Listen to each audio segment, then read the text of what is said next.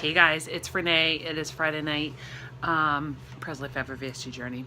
Coming up Monday, I'm gonna do the random generator for my 350 subscriber giveaway. It is Friday night. I just got home. Hubby's gonna make a pizza for him and our son, and I'm gonna get crazy. I've been eating oatmeal with pea protein, and I was thinking about what am I gonna do come summer when I'm not in like oatmeal mode. So I'm trying muffins they're vegan. They're banana, oats, chia, hemp, coconut flour, almond flour, vanilla, cinnamon, all that stuff. So then I'm like, ooh, I found this quinoa flour at my Ocean State job lot, which is like this random off-brand grocery store that we have in the Northeast. Well, it's got a little bit of everything, but they have cool groceries. So I'm like, oh, let me make a cauliflower crust with quinoa flour. And then I'm like, oh, I have a little bit of broccoli and spinach. I'm gonna make a broccoli spinach pesto to put on my cauliflower quinoa crust. And then I've got some onions and mushrooms. I might have some turkey pepperoni or something to throw on it for a protein. And I might splurge. I really haven't had dairy all week. So I may put some real mozzarella cheese on it. On Pound Cure, you can do dairy like once a week. And I really haven't had any. So what I've done is oh, this is terrible camera work. Sorry, guys. This is just some, ooh, really, really hot. Where is it? Cauliflower that I'm going to steam. I'm going to drain. I'm going to zhuzh and then add the quinoa flour, and I'll let you know estimates, and then I will film the broccoli pesto and we'll see what happens.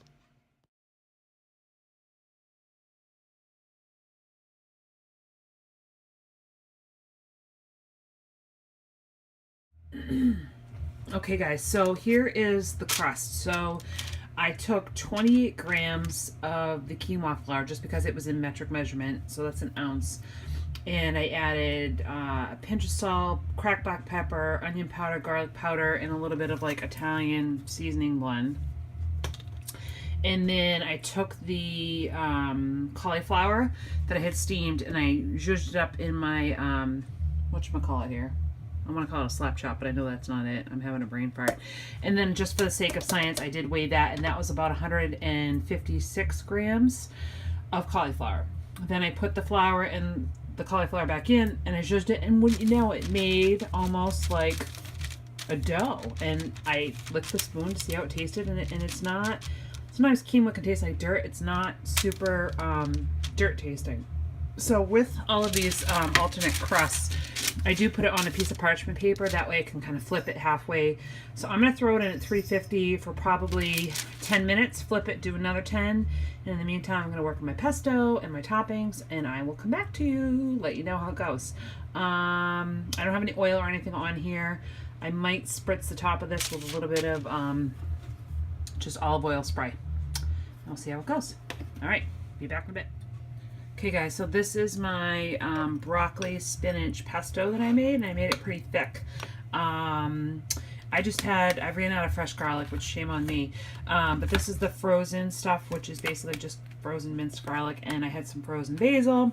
And then I used this nutritional yeast, or nooch, some people call it. I got it from Amazon, it's from Bragg. And it does have sort of that foot smell. It's a nutritional yeast, but it does have that Parmesan cheese essence.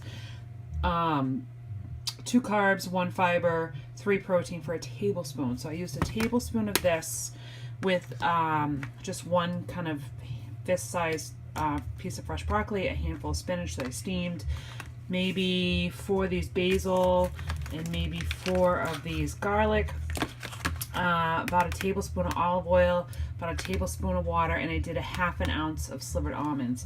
So between the almonds and this yeast, I've got 6 grams of protein just in this pesto, plus the protein that's in the broccoli and the spinach. So yeah, not too bad. It actually tastes really good. And of course, salt and pepper in there. So we'll see how the crust is going, and I'm gonna saute up some veggies to go on top. All right, so these are my oatmeal pea protein hemp chia muffins, and I used a bag of the freeze-dried raspberries from Trader Joe's, and then I had like a handful of the freeze-dried blueberries I threw in there as well. So those look pretty good. I might have to do a recipe video on those, so I'll let you know about that. Okay guys, here it is. It is hot as hell.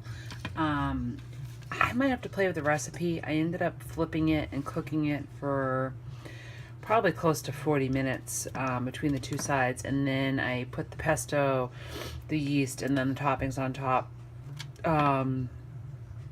So I don't know, we'll see. The crust was limp. Nobody wants a limp crust or a limp biscuit. But anyway, I'm gonna let it cool down for a bit, and then I will give it a try, and I'll let you know how it tasted. Okay guys, so here we are about an hour later. This method of eating is not easy, it's not quick. And again, I gotta tweak this recipe. Sorry, phone call. The crust might need more of something to stabilize and make it stiffer. I have a feeling this crust is gonna fall apart, and I might be eating my pizza with a fork, but it should be delicious. I did plug it into my FitnessPal. And for the whole pizza, which I may eat over the course of the next 3 hours, is 400 calories, 20 grams of carbs, 15 of which are fiber, so only 5 net carbs, and 25 grams of protein. Everything was whole foods. Nothing was processed other than the quinoa was milled into flour and the yeast was flaked. Everything else was raw. Well, all right, I lied. The turkey pepperoni was processed. Again, on Pound of Cure, turkey and chicken sausages are allowed. So I counted the pepperoni as that. Okay, so sorry about that. Another phone call. So I am eating it with a fork, but it's delicious. Oh, sorry. And I'm also balancing it on my lap. Definitely has pizza-esque flavors. I didn't have any tomatoes, so I didn't use any. Some fresh sliced tomatoes would have been nice. This was a process. It's a learning process. Like I said, gotta tweak the recipe. The muffins were fantastic. Because again, when I cook the oatmeal, it's very solid, so I figured it would be similar. So I will probably do a video on those. So yeah, so as I was saying, the turkey pepperoni. If I had left the turkey pepperoni off, it would have been completely vegan. It is fairly low carb. It's whole foods. So again, it's Pound of Cure friendly, and it's fairly nutrient dense. It's a small pizza. It's probably 5 inches in diameter. Again, if you're eating it slowly over the course of several hours, as I have been doing, because even though my portions are larger, it's taking me longer to eat. And rather than snacking, I'm finishing my meals. So yeah, so Friday night, it's about 7:30. Started this journey about 6.